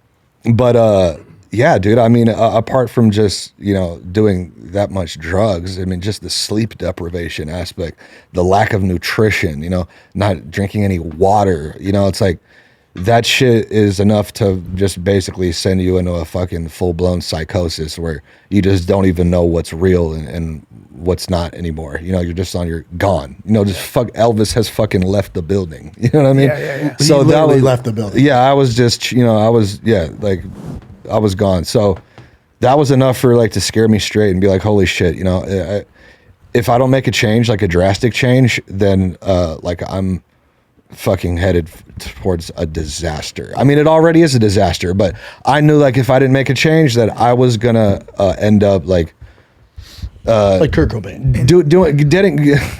basically dealing with a consequence that I couldn't come back from. If it wasn't just fucking dying, like losing my life, or just getting caught in a situation or making a stupid ass fucking decision, you know, when I'm in that like state of mind, I just knew something bad was coming, and it was coming fast. Yep. Like if I didn't make a like impending doom, Yeah. you know? So if I didn't make a serious change, so that was just it. I just said, you know, fucking never again. You know? And now, because I have 2 young boys, I can't imagine like if they went down that road. As a dad, I'd feel like I got to fix this. You know, I'm gonna fly to Vegas and find them amongst these chicks in the White Boy Summer video and take them and make them better. I'm sure for your family, your brother, you know, your friends, they're like, we got to do something here, but there's not much they can do, huh? No. Did they try? Yeah, I mean, it's like you said, there's not much you can do. Like even my friends were like, you know, they just were kind of like, fuck, dude, you know, You're an adult. You're an adult. You know, sometimes you're going to learn this because your kids are young. But my daughter now is 14. And one of the things that's maddening is that you lose a lot of control over your children because they're their own people and they make their own decisions and they're going to make their own mistakes. Now, if you lock them in the basement, give it up. Yeah. No freedom. Yeah, but know. all that shit is really just dealing with pain in a bad way, you know. Yes, At you're the end of the day, people that are, you know, like drug addicts and whatnot, like for the most part, they're not bad people. You know, No. they're really good. You know, like they're human. You know, at the end of the day, and I had this realization while I was, you know, in that state, because you know I could find myself in some pretty shady places, but at the end of the day, I would look around and be like, you know, none of these people are bad people. We're just people that are in pain, that are dealing with our pain in the wrong ways. We're just dealing with our pain in the wrong ways. So like what my program and the self-mastery program is all about is that we need to face our pain and channel it for our own growth, right? So, I mean, that's what literally on a physical level, on a literal level, I mean, that's what exercise is. You're putting your body in physical pain, right? But it's pain that is building you. It's making you stronger. It's making you healthier. So, and that's just on a literal physical level, what's happening physiologically in your body, but it's also happening on a mental and spiritual level, because as you start to improve and as you start to improve and get stronger physically, and you're channeling that pain by putting it to work, right? Because most people who are addicts, it's like we have all these emotions, we have all these feelings going on, and we're dealing with it by numbing it or running to drugs. We're not addressing it. We're not addressing it. So we have to address that. We basically just have to take it out in the fucking gym, period. Yep. You got to take all that energy out in the gym. The energy, that angst and that anxiety or regret or depression, like it's not going anywhere. You have to literally do something with it. And what you have to do with it is you have to literally put it to fucking work. You have to put it to work. You got to work that shit off in the gym. And as you start to do that, as you start to get stronger, as your body starts to change, you start to literally look and feel exactly how you want to, how you truly want to. A mental shift occurs also, where you level up fucking mentally. You the way you start to talk to yourself is different. You know, that feeling of that angst and that anxiety, that no longer becomes your status quo. That no longer becomes the place where you live. It might still come back. It might still rear its head, but more and more as you progress, the state that you live in is, you know what, I fucking got this. I can't be fucking stopped. All this shit happened for a reason to bring me where I am today. The opportunities, your future becomes clear. You see all the blessings, you're grateful. You're living a state of gratitude, a state of empowerment. That becomes your norm, right? The more that you put that shit to work, that becomes your norm. Yeah. Gratitude. Yeah. Gratitude opens the door to infinite intelligence. You got to be the poster boy for rehab, because correct me if I'm wrong, most rehab, I think the success rate's like 2%. Well, bring it up, Chin. You want to bet? On rehab? Yeah, rehab. No, I mean, the success rate of rehab. It's terrible. I saw yesterday. The success rate for any, drug and alcohol abuse is terrible. Really? But that's because people don't have. But that's because, like, this is what I'm saying, is that it requires more it's an ongoing thing, right? Like I'm a big 42%. But I read that's completed. No, I read that's like 71% in the beginning. Then it was like drops this after a few months, 61. Then at the end of 6 months, it's like 46%. So age actually is the one thing that a lot of people outgrow their addiction with age. This is really weird, but and they don't know why. But so you could be a very bad drug addict, very bad alcoholic, if you can stay alive long enough. Believe it or not. You tend to. That's not the majority. It actually is. There's no way. Yeah, I promise. The age thing is actually something that you'll see old addicts who no longer have that. But barring that, you want to do that before you hit a certain age. You want to get, and Well, I think it's an you know, ongoing thing, right? Gratitude and things like that. Those things are keeping your state of mind standing sort of sentry at the door of your mind to make sure the wrong thoughts don't it's come all in. state of mind. I mean, everything is mental. Yeah. Your mindset and your mentality is everything. Yeah. Right. It's like, especially when you're first getting sober, right? Because if you're first getting sober, trying to change your life, your state of mind at any given moment is so fucking volatile. Yes. And that's why most people don't stay sober, is because they don't have any stability in their own fucking mental health. Yeah. Right. Like, so the second, something gets a little too painful or hard, or they get a little too uncomfortable, they just run right back to it. They destroy their life. They get sober again, and then it's just a vicious cycle, because it's one thing to get sober. It's another thing to fucking stay sober.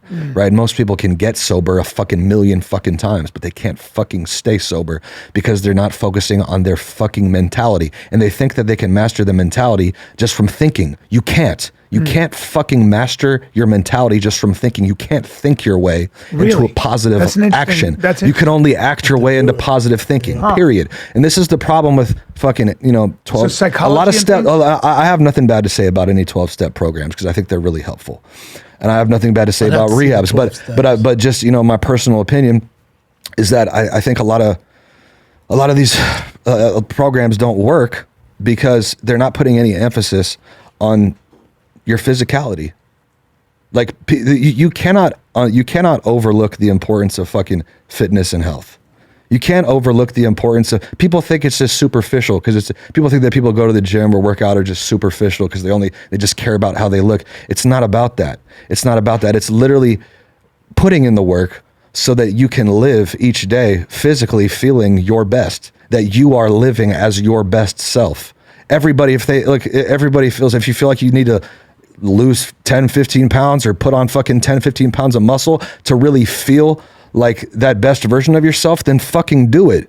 Do it. You need to do it. You absolutely need to do it, because that feeling, that gift that you have to earn is what's waiting for you. And that's actually the high that you're seeking. The high that you're seeking when you go get drunk or go do drugs or whatever, of feeling like good about yourself from a substance, is a false high. The true high is just living and breathing every day, as like looking in the mirror and saying, damn, I look good. I feel good. I'm walking different. I'm talking different. I'm carrying myself in a different way. That can only come through putting in the fucking work, period. So all these, it's the action. It's the fucking action that counts. You can't think your way out of this shit. You have to act your way out of it. I don't mean to surprise you, but this is an intervention.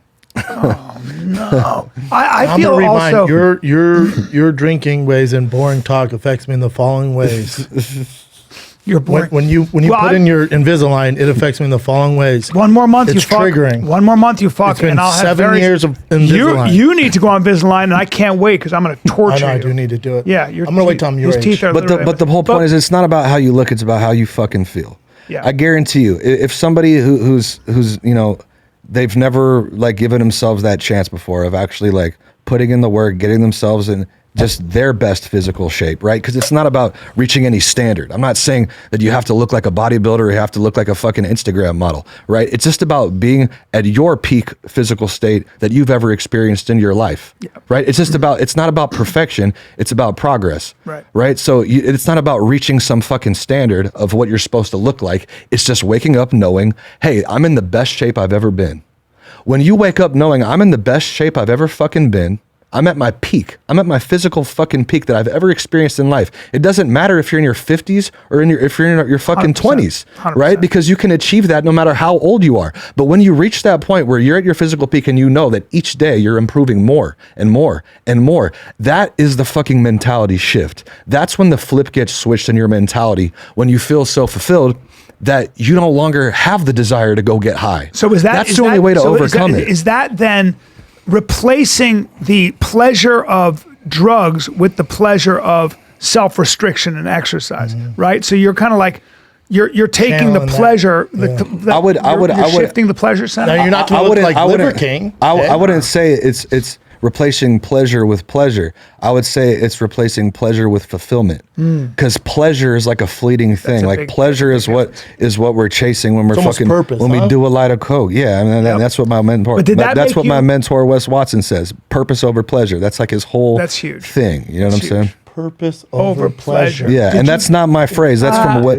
did you I get- didn't coin that shit. mean, That's I from mean, Wes I love Watson. that. I just made I it. love that. Did you get more spiritual as a result? Did you find? Absolutely. Yeah, that's what You go happened. to church? No, I don't go to church. You pray. Yeah, I pray. That counts. I'm spiritual. I mean, I still do consider myself a Christian. I was baptized Greek Orthodox. I believe in Christ, you know? Who's Greek? My mom. Oh shit. I Yeah. didn't know that. But I'm just not super religious. But I'm extremely spiritual. And this is, I mean, I say the spiritual is the third part that comes, because it starts off with it's mind, body, and soul. It starts off with the body. It starts off with our physicality. We have to change that. We have to be growing in that. Once that happens, the mind naturally follows suit. The state of the mind improves. When the state of the mind and the body are both synced, that's when the spiritual is birthed. And truly we can live our lives in that gratitude. There's nothing more spiritual than just being grateful. It doesn't matter if you're an atheist or whether you believe in a higher power or not. The goal, the spiritual aspect is just living in fucking gratitude. Who's your mentor? Wes Watson. Who is he? He's the guy who started all this, and he's who showed me this. He taught me how to And start. he went through his own battle, right? Yeah, I mean, can't understand I had been following him for years, and he really impacted my life, Took you under his just wing. from setting the example. So he's the one who started all this shit. You know what I'm Great, saying? man. Oh, I just shit. I Has just he followed been- did I he just go followed to- suit. I followed his example. that I Bradley got on his Bradley? program, and it changed my life. Homeboy's jacked. He was in prison gangs? Was he in jail? You guys have never. You guys really need to look him up. Get him on the podcast. They'll get him on the pod. Yeah, you should get him on the pod. Veins on veins. Yeah, that dude is jacked. But so he spent time on the inside and went through all His that. story is really Tattoos crazy. would say yes. He's on YouTube. Check out his YouTube channel. 10 years. But basically, Wow. I had started following him right when he got out of prison. And when he got out of prison, I mean, he was fresh out of prison. You know what I'm saying? And that was like 4 years ago. And I've literally over the past every single day. I mean, he's up at fucking 2:45, but he does the same exact shit. Like how I'm saying I do the same shit every day. I wake up early. I post my got a workout. routine. I got that from him. I got that from him. He was already doing that. And he hasn't missed a day in the whole 4 years I've been following him. In the 4 years I've been following him, I saw him going from just getting out of prison, not having anything, to now he's like a multi-millionaire. Amazing. See, I think He it's lives- important because you had a North Star. You had something to. Yeah, kind of I mean, I reach literally to. saw it happen right in front of my fucking eyes. Yeah. Every single day. He Is hasn't he in missed LA? San Diego. So I too saw far? I saw it happen every single fucking day right in front of my eyes. I mean, he just moved into like a fucking resort. His house is so fucking huge. He's got every fucking like luxury car in the God, I book. love that I literally saw it right in front of my fucking eyes. After 10 years in prison. Yeah. And what do you do? Yeah. What do you go to prison for? Who knows? I mean, I can't remember, but he That's tough. tells a story. 10 years is hot, He son. tells a story. But He's that's No, a we'd guy- love to have him on. I'll You reach should have out him to on. Yeah, Love to. connect us. I'll connect you guys. Yeah, that'd be great. Love yeah. to get that guy on. Yeah. Because I find that so fascinating. You know, like I always say, anything bad that happens to you, your job is to orchestrate your life so that you look back on it for whenever it is, a year or 5 years, and say, I wouldn't have changed it. I wouldn't have changed that because I am who I am now, and I like who I am now, and I didn't like who I was then, you know. It's gonna be okay. Keep touching my thigh, bro. Because it's gonna be okay. All right. And I want you to take Chet's fucking program. I'll tell you, you're an inspiration, Chet. You know what I'm saying? I think you're starting your own podcast. Anyone who listens to this, if that doesn't put you on the right track and hopefully give some people some motivation, you know, I think it's Thank gonna you. go well for you, man. Thank you. Yeah, I'm just passing it on. Yeah, I love that, man. When's the first podcast dropping, dude? We don't have a set date yet, but it's gonna be. You'll know. Oh, you'll know. It's Oh, right around. It's right around the corner. I don't You'll think. feel I don't it. think You'll feel it. Mr. Tom Hanks has done any podcast, right? I don't know. We I don't reached know. out to him and he didn't get back to us. Let's go to current events, Chen. Can we do fan questions first? oh yeah, yeah, we can we had do a fan bunch, questions. dude. Over 500. Fuck yeah, let's do it. Yeah, but we only picked, or Tom picked 3 out of the 5 or whatever. Yeah, our boy Tom picked the 3. Yeah, Tom the Hopefully Booker, they're shout out. good. All right, so first one's from Antonio Rowland. Hey guys, it's Tony from Philly. My question to Chet would be, would he be interested in a celebrity boxing match, and who would he want to fight? And Antonio's suggesting Andrew Tate. No. And just too Yeah, I would be experienced. interested in a celebrity boxing match. That's kind of why I'm trying to Oh, like. it is. Well, I mean, I want to be ready for it if they ever get a great offer for that. You know what I'm saying? I don't know if as far as like fighting like Andrew Tate or Jake Paul, I would want to fight somebody first and foremost that was like who it was their first fight. Yeah. Yeah, Someone you're on not fighting your- Andrew Tate. someone on Yeah. your level. fighting and forever. that dude is like he's a fucking multiple world champion. Yeah. So it's like I'm No. not. I I'm wouldn't not let on that you. level. I would stop that fight. I'd And- jump in. No, I mean no need for it. him and Jake and both, and I also I've spoken to both those dudes, and they're really fucking cool. Andrew Tate actually helped me out a lot. Yeah, they're both good dudes. Connected with Andrew Tate before he got kicked off Instagram, and he actually helped me out a lot with setting up some things in my business. So Really? I really shout out to him. I really appreciate We him. gotta get Tate on And the I've met podcast. Jake, and Jake is a great fucking kid Jake's a too. great dude. And Logan. I mean, I fuck with both those dudes a lot. too. And I mean, they're dogs. So it's like I'm workers. not anywhere near that Hard level to be able to fight What like one should of you those be? dudes. Those promoters going to do something. But if it was another dude like who who is going to be their first time fighting, fuck yeah! If we set it up and the money's right, let's do it. the way those promoters work, because your dad's Tom Hanks and be like celebrity kids. Yeah, but see, I'm not It's going gonna to be Will fight. Smith's I already kids. got You're gonna fight both of them at the somebody. same time. Somebody already. Willow, Jaden, bring it. Somebody. Chet Hanks. Somebody Fucking reached out. Willow, you just go Greatest fight of all boom, time. right to Willow. Fucking douche. Somebody reached out. And you slap one of them. Someone did reach out to me to fight this one dude, but it was just like so.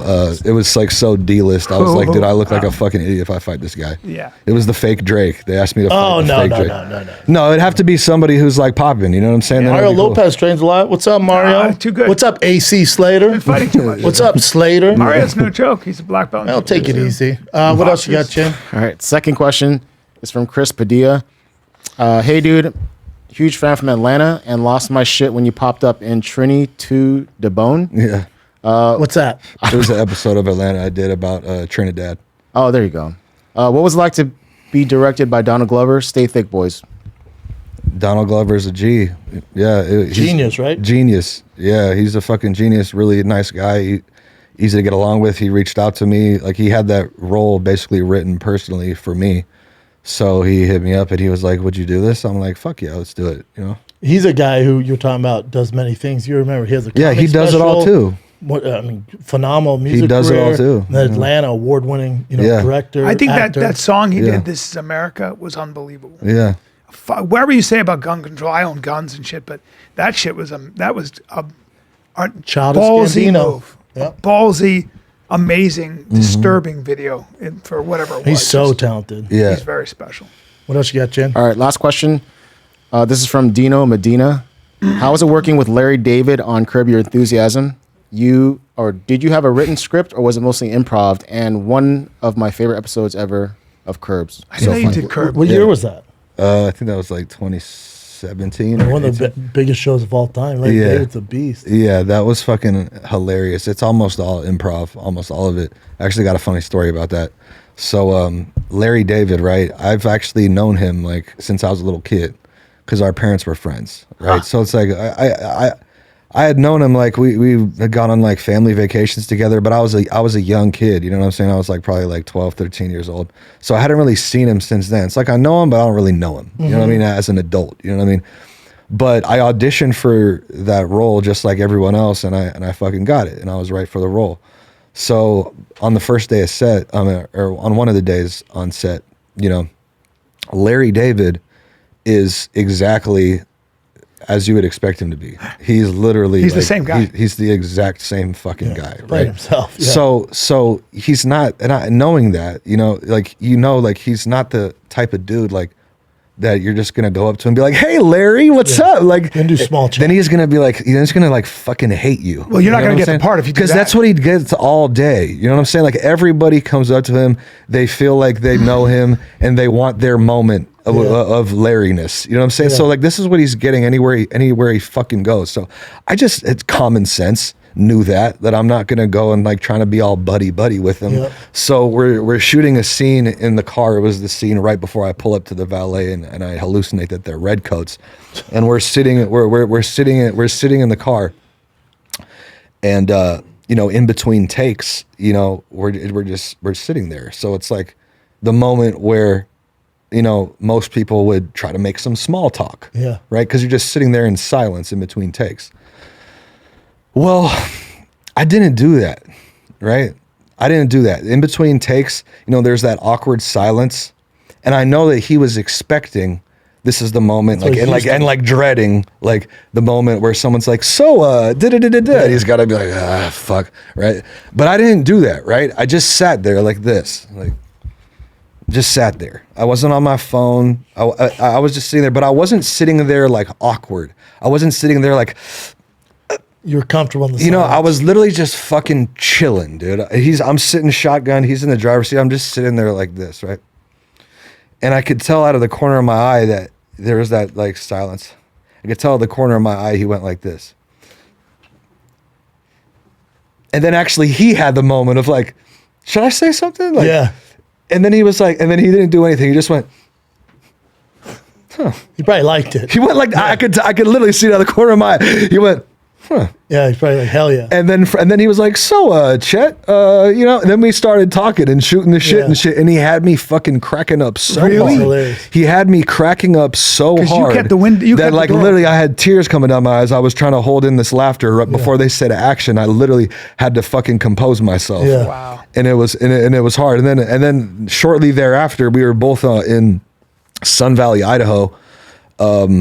Because both of our families were there, and I needed to catch a flight back to LA, and he heard about it, and he was like, "Oh, I'm flying back to LA. Come back on my private jet." So we flew back, just me and Larry, That's cool. on his PJ, and just fucking shot the shit. didn't talk. How great. No, we talked the Didn't whole say a time. single word. You know, We talked now, like now you're boys. from that moment, we were hella cool. You know, He knows you're not that guy. Yeah. I auditioned for Yeah. him twice. I improv For with him. Curb? Yeah. And I one thing I was playing an Italian guy, another thing I did a thing with him, and he was so fucking great. Like, because I knew he is that guy. He's very much that guy. But he was fucking great. We improvised, and then we talked afterwards. And he even said to me, he goes, "You're great. You're just too young for this role." But I was so impressed with how cool he was, because he was. I know Jeff Garland really well, because I worked with him for a long time. But then I'm at a premiere, and we're out in the lobby, and there's nobody else there, and he's looking at this thing, and I'm looking at this thing, and you could see he was same thing, just dreading, just don't say anything to me. And of course I didn't. I didn't say fuck all to him. He's the creative genius. He's mastermind behind Seinfeld. He's stand up. He's just. All right, Jim, what do you got? If it breaks, it's kind of like let's get Either way, has a it's not good. Yeah. You don't want glass in your head. But, Yeah. Of course not. But yeah. It looked like he was like hitting him like this, like you have no really power like that. He was like, Yeah. You know? Yeah. Wait, I'm just curious, Chet. Since you mentioned you did have the cocaine thing with the party, I'm just curious. Did your dick work when you were doing using definitely cocaine? not. No. Okay, that's what I was curious Hey, about. No, definitely Good not. question. gay. Good question. No, it's Gay. Good question. it's a good question because that's why they say, God invented cocaine. It's good for you, but your wiener doesn't work. So he has a sense of humor. I actually don't irony. have a problem in that regard. If I do, Well, you're not I haven't doing enough done. of I it. haven't done a lot of You're cocaine not in doing my enough life, of but it. the times I've done it, I've been rock hard, Chin. Okay, Take me good in. for you, dude. I mean, you got a diamond with my dick. I'm not going to be. Your dick is not like other people's dicks. Your dick is like No, my dick. unique. Is, my dick is all American. It's went real My south. dick should have its own TV show, guys. Guys, I might be skinny, but I got a dick on me. All right. So this is the street parade after the Lionel Messi and his team won the World God. Cup. And then pulls out her tits. No, so they're going underneath this pass, and you see these wires? Look how close this gets. That's not good. Yeah, so they could have literally been knocked off the bus. Killed Lionel Messi. Yeah. We got to be careful about that. Look how close One of them was it like, is. But look, whoa, by the way, whoa, by the way, whoa, whoa. all athletes all saw it coming. Yep. All Kind of the measured. one in the hat didn't, though. He's like, whoa, holy shit. so close. Yeah, Yeah, also that was you all- can his get hat got- electrocuted. God, nobody thought about that? I heard a great sportscaster describe the difference between Lionel Messi and fucking Ronaldo. It was so great. What? Because you guys say, who's the best soccer player of all time, right? And this, diehard soccer man said, if an artist designed a soccer player, he would design Lionel Messi. If an engineer designed a soccer player, he would design Ronaldo. Ronaldo's like just a physical freak and, tall and can jump. And Lionel Messi does shit that people don't even like. How'd you make that up? How the fuck did you do that? Like, what was that? Still, that's like Maradona, the same thing. Maradona. What else you got, Chen? Just two more. So this was just, I don't know what this is exactly, but this is in England, and a couple were walking their dog, and it looks like a ghost passed by them. No way. Watch. And apparently the park that they're walking the dog in, It's a coyote ghost. it's known for having a haunted woman Damn. with a or a cape. haunted coyote. That That's looks- not a woman. That is a clear coyote. That looks like a sloth. See it? I think It's that's very a, faint. That's a tree sloth. No, he's moving too fast. Yeah. It might be a jellyfish. Case solved. Might be a- Jellyfish it might on be the a land. land It's jelly. a walking jellyfish. We call it dumbasses. a land jelly. Dude, you know what I'm? That's what the lamest thing. And I hate when they do that. Oh, I wonder if they fucked around with the camera. I can't stand shit like that. We just Did you found see this that film. thing? Did you We see thought it that was thing smoke. on the camera that looked like fucking Dobby the elf from Harry Potter? No. Dude, see if you can. This shit. Tell me what you think this thing. Wait, is. before we go on, do you believe in ghosts? Yeah, I grew up in a haunted house. Carry on. You did? Yep. Why? I didn't even know it. Your dad's like, it's for a role. No, this is some crazy. So this is in shit. July? I didn't even know that it was haunted until I was a full grown adult. Really? They kept it from me. Oh my god. Yeah, look at this Oh no, thing, that's man. Brian Callen. Sleepwalking naked. No, that's Sleepwalking Brian, naked. and he did cocaine. What the fuck is that was that? during Strolled my the streets cocaine of days. Abbott Ooh, Kenny. flip-flop. Flip-flops. It's Brian Callen. That's what it He is. only wears fucking flip-flops. Case solved. What the fuck is that? That's that guy. It's that guy. It's what just the fuck is that thing? No, that that guy's guy. too scared. That guy's too thick to be that guy. That is a person who escaped some sort of. It might There's be, a- there's it a might video, be a thermal too. There's a image. It video. might be a thermal image. Yeah, look at that, dude. That is I thi- creepy. I think that's being done on purpose. Look how tiny it is. Yeah. You know what that is? That's a professional. It's a very skinny- it's a That's very whore skinny woman. who's leaving a house. What the fuck is that? That's a whore, dude. I've seen it on Intervention. That's what it is. It's that. It's Gollum. It's Brian Callen. It's fucking Gollum. Brian Callen going to pee outside at the night. Yeah. It's me taking my dog. Dude, you know what I'm gonna do? There's I- no I believe in all that explanation for ghost what that stuff. is. When I'm in Vegas, I'm going to Hold Zach. on, Zach hold on, Baggins has. hold on. What did you just say I to believe me? in ghost stuff. No, you don't. Yeah, I do. No, you don't. Yeah, I believe in UFOs, conspiracies, and Don't ghosts. believe in all that. Oh no, I swear I do. He had Zach Baggins on, and like Zach Baggins, like, how you doing? Baggins He is goes, my boy. he's a ghost guy, and he's He's the ghost guy. Yeah, and he goes, oh, dude, and what? He goes, fucking, I just got in a tug of war with this ghost. My girl's bag, it was pulling her bag, and I got into it, and I'm exhausted, and I'm going, and I'm like, you liar. Not true. And he's Zach's a great dude, but so on Ghost Adventures, they just went to, I forget what network now, but the longest running ghost show. But in Vegas, I'm there January 5th through the 7th. He has a haunted museum. You know, from like, what's that movie, that big ass movie? What's his freaking, The Conjuring? You know how that family, which is a true story, they would save all the possessed stuff and put in their basement? yeah. He has like that, but a museum. Dude, look at how different your face. that's Look at how fucked up. different So I your went on face Ghost is. Adventures. I was so scared. Your face. I was is so different. scared. You've had so much plastic surgery. So much. You got to so stop much. getting work done on your face. Look at how young you were then. I would love Let to go yourself- back on. It was so much fun. I was so scared. Did you hear shit? Oh yeah. Yeah. And people were like, "Is it real?" I'm like, "It was real to me." He's pretty great, Zach Baggins, though, because he'll sell that shit. He's good. Look at him. No, that shit's real. I grew up in a haunted house. Really? Yeah, I didn't even know it was haunted. Until, Who was it? Do you know? Who was I haunting knew, you? but I didn't have proof until I was older. What did you see? I saw a fucking ghost one Hey, time. bro, you're being general. I want to get I'm specific serious. now. But what was the ghost? Like, Okay, was it so a check this female? out. I grew up in this house. It was built in like 1920 or This is something. the Palisades. Yeah. Yeah. It was built in like hold on. 1920. Well, already I'm like, Always felt creeped out in the house my whole life. Like anytime, like every single day when the sun went down, it got nighttime. I dreaded it because it was just a creepy fucking feeling in that house at nighttime, like a feeling of being watched. Did everyone feel it, or just you? Everyone felt it, right? But I would be vocal about it, and they'd be like, "Oh, you're tripping," because they didn't want to scare me. But come to find out, like years late, I mean, like literally a couple of years ago, when I'm a full-grown adult, we're talking about it one day. With my family, they're like, "Oh yeah, that house was haunted. We just didn't want to tell you." Your dad's like, "We didn't want to freak you out." But when they bought the house, when my mom bought the house, like literally when they were touring it with the realtor, and they're like, "Okay, great, we'll take it." The realtor was like, "Okay, great. There's just one thing I need to let you know: the house is haunted, but nothing to worry. The spirit is benign." And my mom was like, "Yeah, whatever." So she got the house. So they knew it off rip. This is season one of American And there's Horror so Story. much shit there's so much shit that went favorite down show. in that fucking house, dude. That Like would literally, what? but I literally thought I was insane because I never had anyone to confirm all the shit I was experiencing because they didn't want to freak me out. Hey, Dad, I you wish think we they- could move? I wish they did, but they didn't. So I was literally just always tripping because I thought I was losing my mind. I'm like, am I tripping or You did would that? see the or ghost? did that one time I saw it out the corner of my eye? Well, I will say this. It walked you were by sober? It was 3 a.m. Yeah, it was 3 a.m. And I'm like up late on like a Saturday night or something watching TV. My dog's chilling right there, watching TV.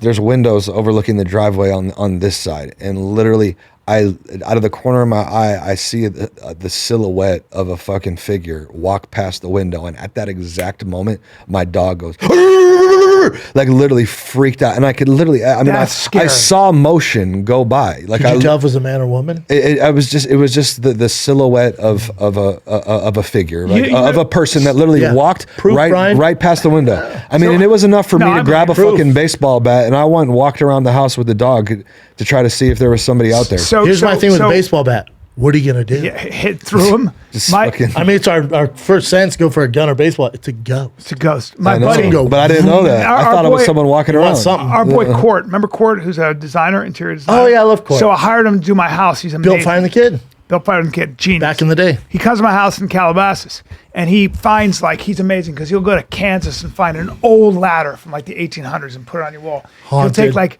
he'll like take old wood from like some railroad and put it on your wall. He's amazing. So he loves Make the necklaces out of slave teeth. no, not that, but maybe. But he uses all Wait, this what? old shit. That's not true. But it was George Washington season, Yeah, and he that's was right. Yeah. But That's stupid. but he would he'd have like some old chair, and then in our back room he has this giant fucking container. It's like a container with a like a thing you screw off. I remember this. The This is the only- Calabasas house? Yeah, the Yeah. only portal is this thing that you screw off. And Portal I go, to hell. My wife immediately goes, I don't like that. What is that? And he goes, it came off a haunted ship, and they don't know what they used it for. Hey, Court. Hold, please. So he goes, but it's really cool. So I go, I like it, and it's too much to get it out. We couldn't. How he got it in was like 3 dudes. So we couldn't get it out. So now it's in the room. It's the guest room. Well, what happened was my wife wouldn't go in that fucking room. Then I come home a month later, and she goes, you have to get that thing out of there. I go, why? She goes, because I heard a baby crying in there. Get the fuck out of here. And I go, you heard a baby crying? She goes, yeah. And it was moaning. It wasn't crying. So she won't go up there. So, And that's creepy as shit. yeah. So now I go in the room and check it out. There's nothing in the room. I turn the lights on. That's not how it works. Turn the lights on. And then I will say this, and I don't believe in ghosts. I don't believe in ghosts. I heard it. No way. About 2 weeks later, I heard it. And I have a weird thing about a ghost in my fucking house where my kids are. What's I your weird consider thing? it a challenge. You don't like it? I consider it a fucking I have a weird challenge. thing. Yeah, we all do. I consider it a challenge. Get the fuck out of my house because my kids are here. So now you're on my territory. So what I did was I went, all right, I'm going to keep the lights off. And this is such a weird thing. How you get the everything stands up on your hair stands up. yeah. I walk in, nobody's in the house. I fucking open that Is this thing. midday? No, sir. This is at night. Okay. I opened the fucking thing, and in the dark, I just stuck my head in. It's not how it works, dude. And I just kept my head in there. You don't watch enough movies. And I closed my eyes, and I was like, I dare you. No, it's not when they come out. Bro, I fucking dared it. And it never came back. And you know what I did? Still had to get rid of it. it. ripped his scalp. That's why Brian's hair's like That's that. why I don't have any hair. It ripped his Took all my hair out. And Took all you my hair still out. don't believe in ghosts. And I still don't believe in fucked ghosts. up. I lost all my hair. I used to have great hair. Johnny The Depp ghost hair. is his barber. The ghost is his barber. Came out, my head It's was an shaved. Easy gig. My eyebrows were plucked. No, but that's a true story. And then we got rid of it anyway. Anyway, And you still don't believe in ghosts. I After don't. all that, you think it's just a baby crying in your random room. I don't believe in ghosts or psychics only because I've not had anybody show me. I just haven't had enough. But you believe in God. I do believe in Have God. you seen him? I felt him. I've heard and you felt the ghost. There's errors in your fucking philosophy. My sir. favorite is this. My favorite expression about God. I think it was Eckhart, fucking Meister Eckhart said, Yep. I've Oh, yeah, I know him. I've never spoken to God, but I have heard him clearing his throat in the other room. Yeah. Do we that's believe deep that? shit. Do we believe that? That's deep shit. Meaning, I don't. you're fucking up. I don't believe in ghosts, but I have heard a baby crying in my guest room when there's no baby. You think there was a ghost? Oh, I don't know. Baby ghost? That's creepy. Oh, like nothing worse. I'd rather have a grown man demon ghost than a baby ghost. Yeah, that's Also, baby crying all night. Well, and my it's not your son, I kid? told you that story. My son told me, my son was a little boy, goes, I don't want all the stuffed animals on my bed, same house. I go, why? He goes, because they bite me at night. Check, please. And I go, watch this. I go, I don't see any marks on you. They just bit his And ass, he goes, they don't bite me on the outside of my body. They bite me on the inside of my body. right? Now, we don't know if to be scared of the stuffed animals or your son. And That's true. Then Either way, scary. my wife came in and my son goes like this. She goes to put him to sleep and he looks at her and he goes, there's my other mommy. And he goes, your other mommy? Where's the mommy what other mommy were you talking to? And he said, in the closet. No way. Again, She comes in, she goes, you have to check the closet. Right now." American Horror Story season 2. Yeah, that's scary. Exact same thing. You know, with my little brother, another story, right, is my little brother when he was like 4 years old. And this is my dad is telling this story at the dinner where it's revealed to me that the house was haunted, right? So all this shit is coming to the light for the first time. My dad tells a story that when my little brother was like 4 years old, he walks by my little brother's room, he's like playing with toys and talking, like, talking. And he leaves him alone. And a few minutes later, he comes downstairs. And my dad's like, hey, bud, what were you doing up in your room? And my little brother goes, I was just talking to the ghost. And my dad's like, really? Show me. So he walks back upstairs. He walks in his room, and my little brother walks around looking. Oh, it's gone now. That's not how ghosts work, dude. And he had never told that. You know, he had never told that story until. Kids see shit. And you thought you were batshit crazy. Yeah. Dad's like, no, we know it caused you a lot of pain and problems. Yeah. We all knew this. like was haunted. Exactly. You know the torture I've been through? Yeah, my mom. You know the too, hours of therapy, Dad, I wasted fucking money on? You My can help mom me? said she would talk to the ghost. Hell she yeah. said she'd be in bed sometimes and she'd feel the ghost come and sit down on the edge of the bed. Sounds like a nice ghost. And she would say, and I would just tell it to leave. I would just be like, ghost, please, I need to get some sleep. Can you leave me alone? Damn. And I'm like, so you're having full-blown conversations with the ghost and just letting me think I'm and fucking insane. Telling you you're batshit crazy. Yeah. Jesus Christ. Is that it, Chin? You want one more? Or are you good? Give us one more. We're on one more. All right, one more. So this, Oh, this is fascinating. 88-year-old man from France. He somehow shoved a World War I explosive as an artillery shell into his butt, and then went to the hospital later on because he couldn't get it out. Why? It's for sexual pleasure. They found out later. Oh, my. What a freak. He's 88. Yeah, but since it was an artillery shell, they didn't know if it was like, a fake Active? thing. Yeah, so they had to evacuate the entire hospital. And then the guys in the bomb suit go into his rectum. They have to, my yeah. Like it's the movie Blown Away. Just fucking But without the blowing. That's yeah. his shit. timer. So it's 8 inches long, 2 inches round. Well, the thing is thick. He had that Yeah. thing Dude, in his in his how about shirt. the shit that has been, no pun intended, the shit that has been in his asshole? A lot. Where he was so bored, he was like, you know what? I bet that bombshell from World War I can Yeah, fit I'm in gonna this ass. sit on that bombshell.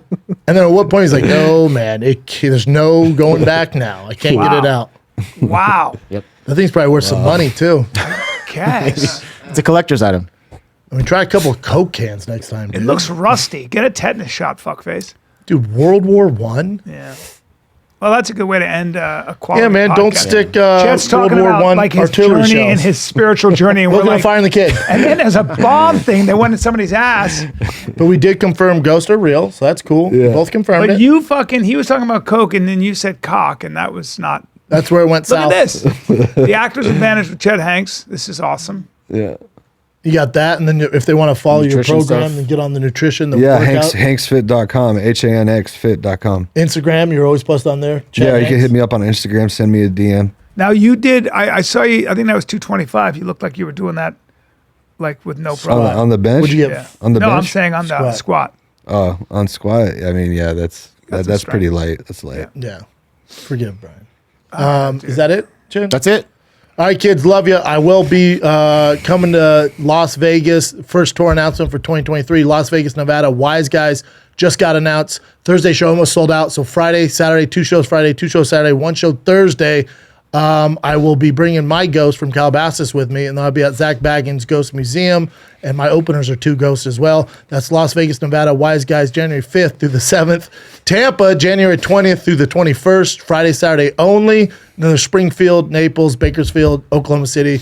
We've got a bunch of more tour dates coming up, so go to thickboy.com or fatkz.com. But Vegas, Europe, January 5th through the 7th. B? All right, guys, Venice West. This in Los Angeles, at Venice, December 27th. You guys should come down if you want to laugh hard. Maybe Daddy will pop on that I'd love you to show. pop that. I'd love you to pop on. That 27th is what? That's down in Venice, 1717 I know, Lincoln but Boulevard. what night? It's 2 days after Christmas. I don't know the night. Tuesday. Is it Tuesday? Let me check my schedule. Check your schedule. I think I'm available on All right, Tuesday. I love it. Lap Boston, come down. Lap Boston, Boston, Massachusetts, December 29, 30, 31. San Diego, California, Mic Drop Comedy Club, January 5, 6, and 7. Fort Wayne, Indiana, Summit Comedy Club. BrianCallen.com for all my dates. And Chet, Chet Hanx, you're the thank you man. guys. You're an inspiration, dude. Keep crushing. you. Excited. Your podcast's gonna crush, man. You can tell. You guys some gotta damn come on. good stories. We're Anytime. on. You guys Any come on? fucking time. Yeah, we'll I definitely love come it. on. Yeah, I don't want to go on right after your dad, but Yeah. spread it out a little bit, and then we'll do that. Okay? Then I'm down to come on. For sure. Chet, we love you, dude. Thank you, Thanks for guys. coming on. Love This you fine guys. kid. We're out.